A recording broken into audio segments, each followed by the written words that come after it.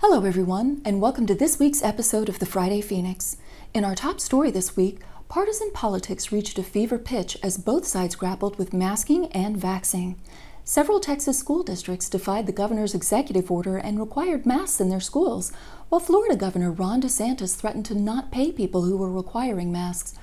When asked why he was so opposed to masking, the governor reportedly said, "Because that's how they get you."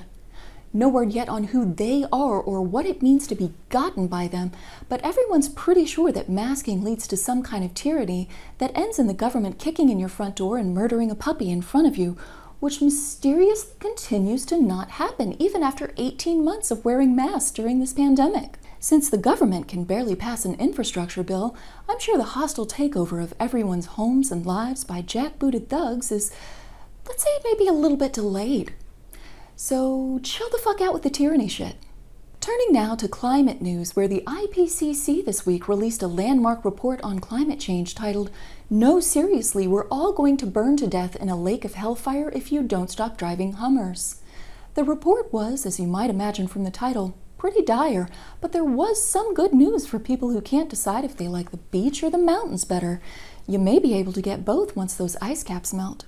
In completely predictable news, embattled Governor Andrew Cuomo has decided to resign, saying, "The best way I can help is if I step aside and let government get back to the governing."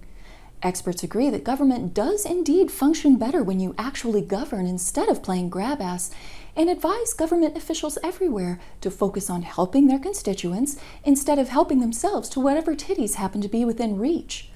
Women responded to this by rolling their eyes so hard that they all spontaneously died from having their eyeballs go too far up into their brains. We'll miss you, ladies. And finally this week, a rare tropical disease called melioidosis has reached the United States, infecting 4 people and killing 2. And to this rare and life-threatening disease, I'd just like to say, our hands are a little bit full right now. Like, picture our hands carrying a watermelon with a St. Bernard on top, and the St. Bernard is wearing a sombrero. We're talking really full hands is what I'm saying. So if you could just form a line to the left over there, we'll bring our spleens by for you to ravage just as soon as we clear the deck on a few other things, okay? Thanks so much. That wraps up this week's episode of the Friday Fenix.